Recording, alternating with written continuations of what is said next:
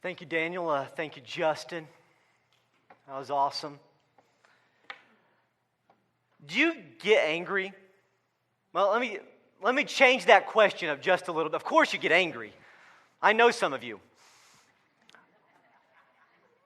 What makes you angry? What makes you angry? What's happened this week that's made you angry? Are you one of those people that gets angry while you're driving? You know, the people that are going too fast, the person that's going too slow, the person that cuts you off. Al Lopez got into a car accident this week, and I can guarantee you that woman that cut in front of him made one little Cuban man very not happy. I wouldn't want to see that. You know, we all get angry. And most of the time we've been told that we're not supposed to be angry. But what if I could tell you that sometimes anger is good? And sometimes anger is needed. We've been told that anger is always a sin, but sometimes the fact that we're not angry could be our sin. So this morning, if you would open up your Bibles to Luke chapter 19, verses 45 through 48. If you remember last week, we saw Jesus coming into Jerusalem. And as he came into Jerusalem, he came in and he was being declared the king. He was being declared as the Messiah. The people were excited. And he did this in the face of great opposition because from the rulers in Jerusalem, both the political rulers and the religious leaders, what Jesus was doing coming into Jerusalem the way he was essentially a death sentence for him. Because everybody knows Jesus is there. And today we are going to see Jesus going to his Father's house. Jesus' Father's house is the temple. And we're going to see Jesus and what he thinks of what is happening in the house of his Father. So in our Bibles, we're going to be opening up to Luke chapter 19. And we're going to start reading here in verse 45. It says, he went into the temple complex and began to throw out those who were selling. And he said, it is written, my house will be a house of prayer, but you have made it a den of thieves. Every day he was teaching in the temple complex. The chief priests, the scribes, and the leaders of the people were looking for a way to destroy him. But they could not find a way to do it, because all the people were captivated by what they heard. And so Jesus has gone to the temple, and it says that he is going there every day. I have a picture of the temple I want to show you here. And where Jesus is at and where this is taking place, you can see here. I know you can't read the writing that's on there unless you have some really good binoculars with you. But in the center, you have what is essentially the main temple complex, and there are a series of courts that make up the temple, and depending on who you are and your status within Judaism determines what court you can go to. As you can see, there's the two big courts on either side of the main temple complex, and those were called the court of the Gentiles. The Gentiles were not Jews, but for many people that weren't Jews, they still wanted to go to the temple. Either they wanted to worship God, or maybe they were just simply curious about who this God was, and they were called God-fearers. And they were allowed to come and they could worship at the temple, but yet they had to stay in the Gentile court. And then you see there's another smaller wall inside that where you have the Holy of Holies, the larger building there in the middle. And within that you also had a court for women, you had a court for the Jewish men, and you also had a court for the priest. And depending on what your status was determined how close you could get and what court you were able to go to. And what we see happening here is Jesus has gone to the temple complex to teach, and what they were doing, the religious leaders, is they were setting up basically this area in the Gentile court where they were selling different things. Primarily they were selling these animals for slaughter, because for many of these people, they had traveled a long distance to come here, and they were supposed to bring dove and lambs and goats and different things with them to be sacrificed at the temple complex. For some of them, it was easier for them to bring money and to buy it once they got there.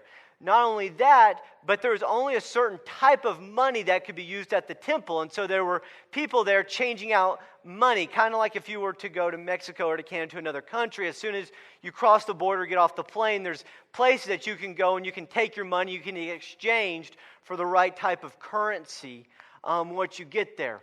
And this was a very special place within Judaism, because unlike today, we believe that God is with us and the Holy Spirit is with us, and we don't have to go to a special place to encounter God.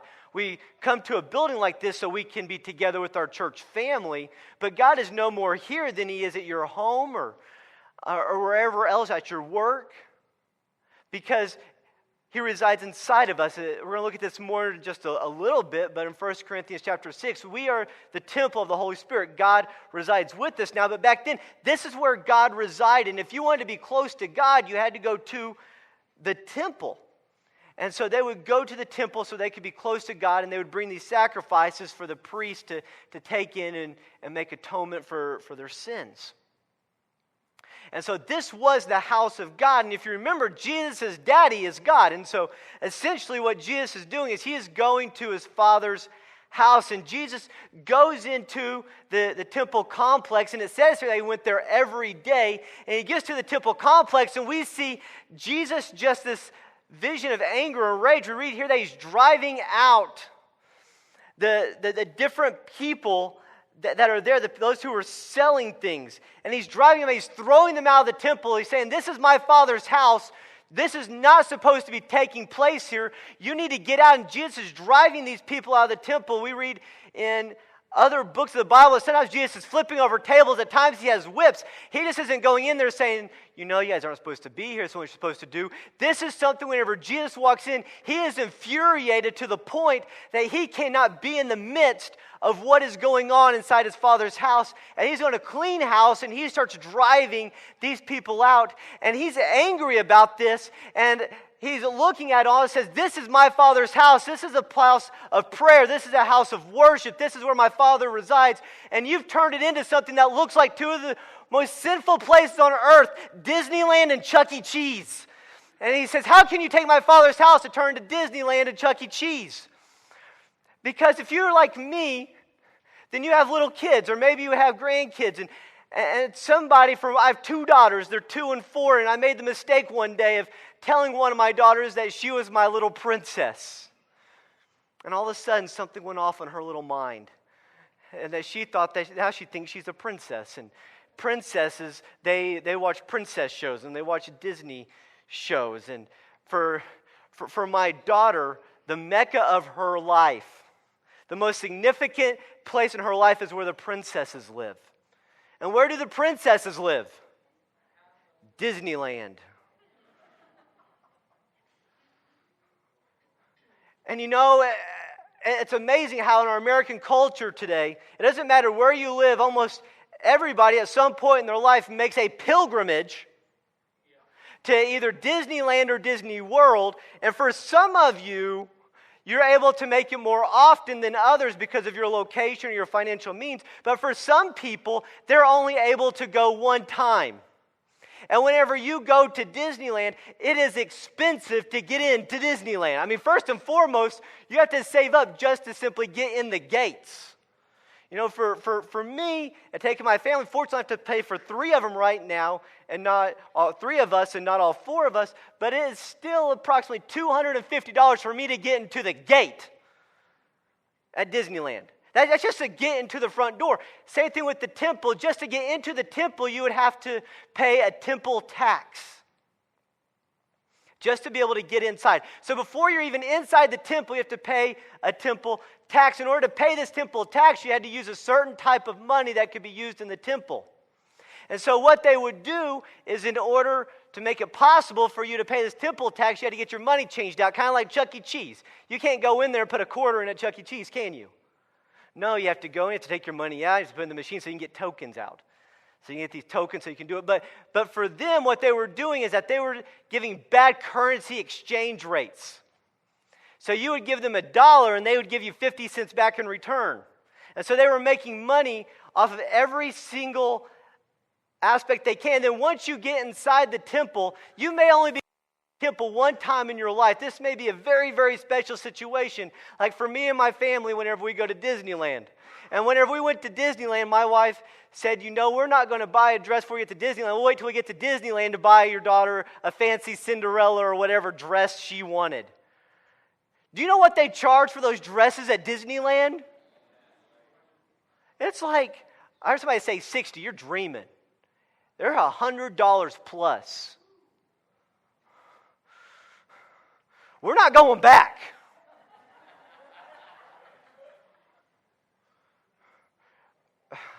I mean, so what do I do?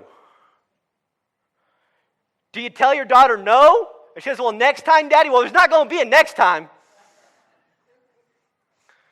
So then you end up having to buy the dress. Same thing for them. If they're there, this may be the only time they're going to come in their lifetime. It doesn't matter what they're charging for the sacrificial animals, the people are going to pay.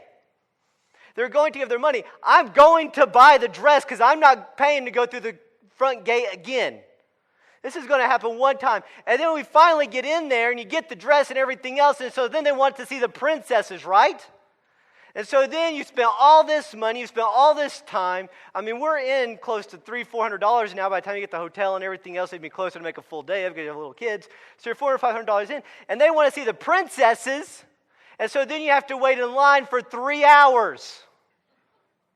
So they can go up there and get their picture taken with some girl dressed up like a princess. And then on top of that, they want to charge you $3 for water. And then your daughter has to get that little ice cream cone thing shaped like Mickey Mouse. Right? And that's another $3. And then you're supposed to feed them at some point in time during the day. And the bills just keep piling up one after the other after the other. But you keep paying it. Why? Because I'm not going back. We're doing this. And it was the same thing for them. These people, they would save up for a lifetime, some of them, to make one trip to Jerusalem. And they didn't know if they would ever be able to get back. So whenever they were there, they're not going to shop around. They're not going to look for the best deal. And it was just like at Disneyland. They're gouging them because they have the audience there, and they're only there for this one time. They may have spent months traveling to get to Jerusalem, and now that they're there, they can charge them whatever they want for a lamb, for a goat, for a dove, for a pigeon. And not only that, but they've also got them with the exchange rate. And Jesus goes in there, and he sees these religious leaders, he sees the church of that day taking this money, pocketing it off these people who have come, and they want to worship God, and these men are getting rich while others are getting poor, and all they want to do is sacrifice to God, and all they want to do is pray. And Jesus is infuriated. And so the idea that we get here, and I think that the reason why we see Jesus in some of the other books where it talks about flipping tables, driving them out, is it says that Jesus every day is going to the temple complex, and every day Jesus is going in there, and he walks in there, he's driven them out on Monday, and he goes back, and on Tuesday they're set up again. He goes back on Wednesday, and there they are again. And so every day he's driving them out, which for the religious leaders, this would be infuriating because this was Passover week. This was one of the big holidays. This would be like boycotting the fireworks stands over the next couple of weeks. There's only a small period of time where people are really buying the fireworks. There's only a small period of time where they can make their money, and Jesus is pushing them out. He's causing financial, economic problems for the church of that day, for the Pharisees and for the religious leaders. And they don't like it, but Jesus doesn't care because he's angry. Because this is his Father's house. And we oftentimes look at anger and we kind of get this, I don't know if anybody actually says it, but we kind of get this idea from human culture and sociology that we're not supposed to be too happy. We're not supposed to be too sad. We're not supposed to be too angry. We're always supposed to be kind of within these certain barriers. But there's a time and there's a place to be angry. And some of the great things that we experience in our life has come from people getting angry and saying, I've had enough. You look at where we are in America right now. The Revolutionary War, whenever they had the Boston Tea Party, they didn't have a tea party because they wanted to have a party. They had a tea party because they were angry. You look at the civil rights movement. Rosa Parks didn't give up her seat in the front of the bus just because she liked that seat, because she finally got it warmed up and it was nice and comfy, cozy now. She decided she wasn't going to move to the back of the bus because she was angry. And she said, I've had enough. You know, whenever you look at so much of what happened, it was the African American community, it was other races getting involved, and they said, this is wrong. We've had enough. It has to stop here. Now there's anger, there's a righteous anger and there's an unrighteous anger. Some of you are saying, oh good, if anger is good, then I am like saintly. Like they need to make a statue, because if being angry is a good thing, then I got covered. But you know, sometimes anger isn't good. For some of you, you're angry because you have a short fuse. And there's too many things that make you angry. One of the things that from reading the Bible and talking with people, I've made some observations that a lot of times the difference between a good anger and a bad anger, a righteous anger and an unrighteous anger, a righteous anger is typically angry for the benefit of somebody else.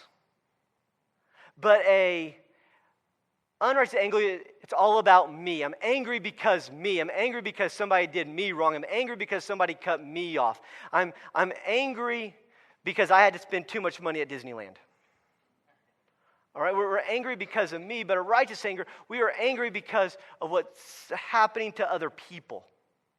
We're angry because of what's happening as a whole.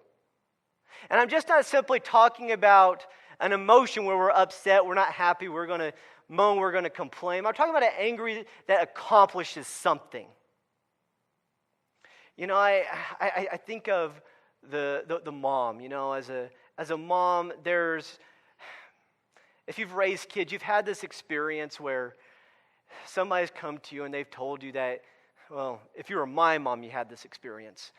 Your son is making fun of my kid. They're throwing rocks at my kid or whatever else. And, you know, my mom would roll her eyes because here we go again. And she would say, Michael, don't do this anymore. You need to stop it. You're going to be grounded. You know, she wasn't happy with me. It was just kind of this motion.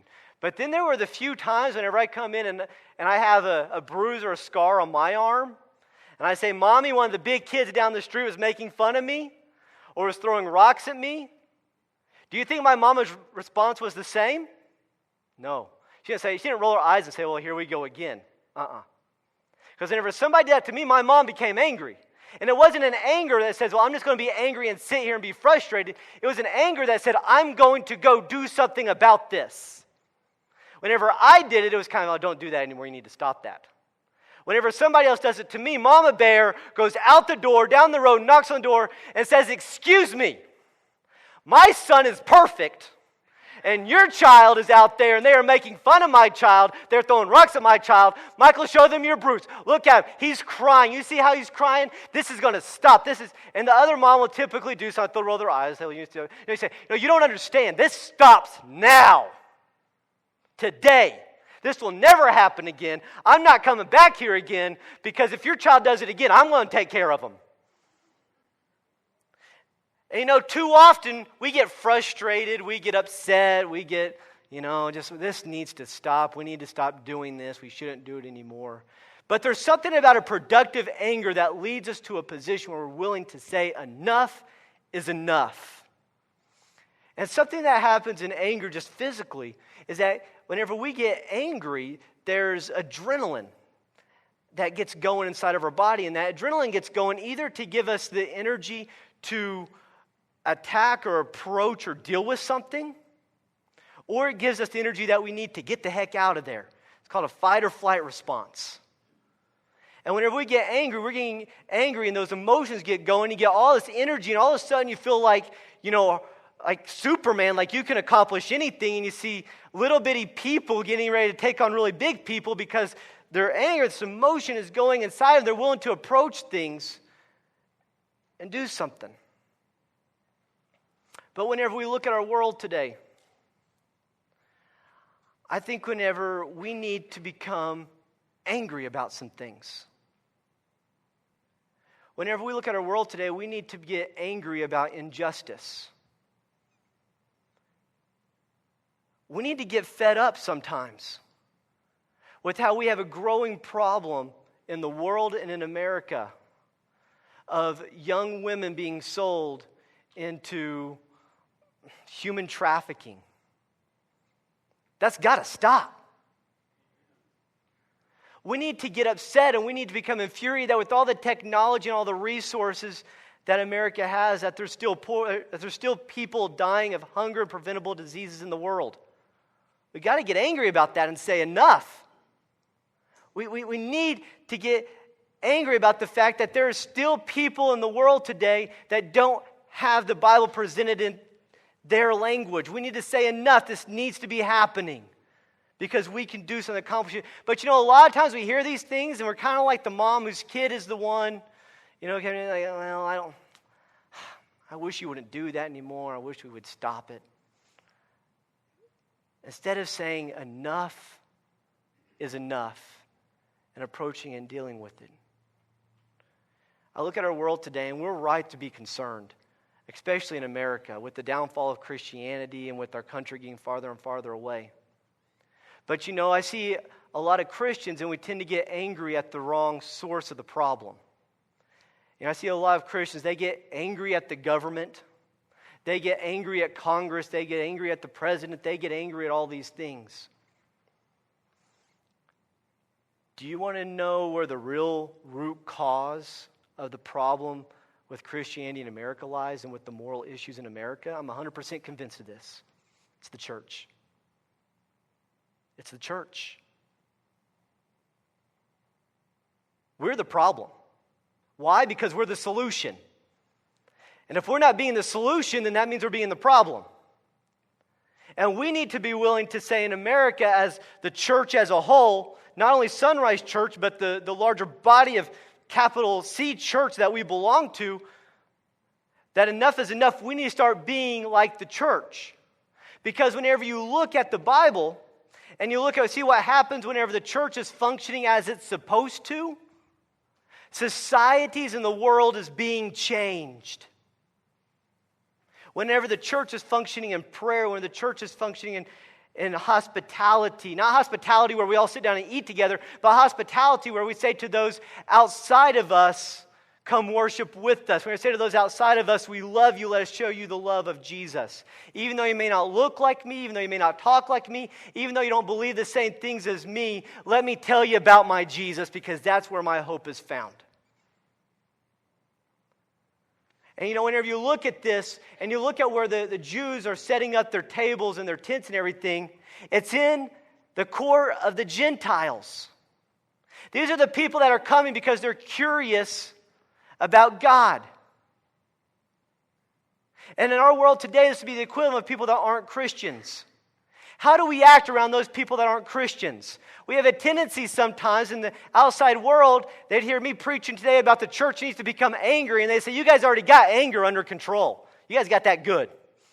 The church is angry. We hear the church complaining all the time. But the ones that we need to be upset with is ourselves. Because too often, whenever we're in the court of the Gentiles, when we're with the people that aren't Christians, we're not leading them to prayer. But we've got so many other things that are distracting them. And as the church, we need to become a church of prayer. We need to become a church that says we need to clean up our act. We need to become about serving other people. We need to become about the lost. We need to become a church that is focused on the things of Jesus. Because when you look at this temple, the Jewish leaders might say, we built the temple. Really, this was the second temple. This is the one that Herod built. And they'd say, well, we built it, and this is what we're going to do with it. And the truth is, the church is Jesus' church. And who's the one who gets to decide what the church does and who the church is? It's Jesus. Who's the one that got to decide what the house of God was about? God. And what did God decide that the temple was going to be about? It was going to be a house of what? It's going to be a house of prayer. They weren't praying, they were making money, they were selling things, they were taking advantage of people. For us, we're part of the church, and we want to make up what the church is going to be about. And so often we want to say the church is about serving me. The church is about taking care of my needs. But in reality, when we look at the Bible, the church is supposed to be continuing on the ministry of Jesus Christ. And what was the ministry of Jesus Christ? Seeking out those people that were lost, telling the world about the hope, sacrificing himself for others. That's what the church needs to be doing. And I believe the problem with America, I believe a problem with the world so often, the core problem lies back with the church. But yet we want to blame everybody else but ourselves. And do you know what the biggest problem in the church is? Me. It's the individuals. It's because we have individuals in the church. We have pastors in the church that aren't following Jesus the way we're supposed to. To be honest with you, I'm the biggest problem with this church. I honestly believe that. I believe it's my sin, sometimes my struggle to pray that holds this church back. I honestly believe that. And I believe as I get my life right with God, as I spend time with Him, as I spend time in His Word, as I spend praying, the church is going to do well. And you know, there's sin in my life that I don't get angry about sometimes. I just kind of, it's there. It's annoying. One of these days I'll do something about it. But the truth is, I need to get to a point to where I am angry about the sin in my life. And if we all take the perspective that the biggest problem with Sonrise Church is the individual, if I can clean up my house, then Sonrise Church will be a great church. Then we'll be a great church. Instead, here's what we tend to do. We tend to look around and say, if that person or that person or that person will ever clean up their life, then we'll have a great church. If that pastor can ever clean up his life, we'll have a great church. But what it needs to come down to is the individual, because you realize this was the temple. Can we go to the temple today? Doesn't exist. It's destroyed. AD 70, about 30 to 40 years after Jesus died. This temple was destroyed. You can't go there and make sacrifices anymore. What's the temple today? If you can put up 1 Corinthians chapter 6, verses 19 and 20. This is Paul writing. He says, "Do you know that your body is the sanctuary of the Holy Spirit who is in you, whom you have from God? You are not your own. For you were bought at a price, therefore glorify God in your body." Whenever we look today and you talk about the temple, when you talk about the sanctuary of God, when you talk about where's the dwelling place of the Holy Spirit, where's the dwelling place of God in our world today, it is in our lives. And we have taken our bodies, we have taken our lives, and we have made them about something other than God. We have made them about something other than prayer. If the temple, if the house of God is supposed to be a house of prayer, then whenever you look at our lives and you look at our bodies, what should our lives be? A house of prayer. But for so many of us, we've made our lives about something else other than Jesus, about something else other than prayer. And the problem we have in our world today, the problem we have in society and the injustice, the problem we have in the church today is sin reigning in the life of Christians. And whenever we look at Jesus here, whenever we look at so many of the teachings in the Bible, and we look at so many times whenever Paul listing out the sins that are negatively affecting the world and negatively affecting people, almost every single situation, he's not talking to everybody outside the church, but in almost every situation he's speaking to those inside the church. Jesus didn't go to the temple grounds and start yelling at the Gentiles for being Gentiles and for being sinners. No, he went to the temple and started yelling at the church, to the religious people, to the pastors that were selling goods. We need to clean house. I don't know about you, but in my family, whenever we finally get around to cleaning, it is an angry cleaning. Because we don't clean until we can't handle it anymore. There's too many toys out. There's too many books laying around. I have sermon manuscripts laying out from like 4 or 5 weeks ago. And finally, we just get into a tizzy and we say, enough is enough. We've pushed things away for too long. We can't close our closets anymore because we just keep cramming things in there. I can't even find an empty place on my desk to write anymore because I have stuff cluttering it up all over the place. Enough is enough. I got to do something about this. And so whenever we clean up my house, there's no whistling while you work. We don't look like, Snow White where all the little, forest animals come in and they start sweeping. No, we're taking care of business. And we're getting our house cleaned up. And in our lives and in our church, we need to be about saying, I am cleaning up the sin. I am cleaning up the issues in my life, that my church will be a life and a church of prayer.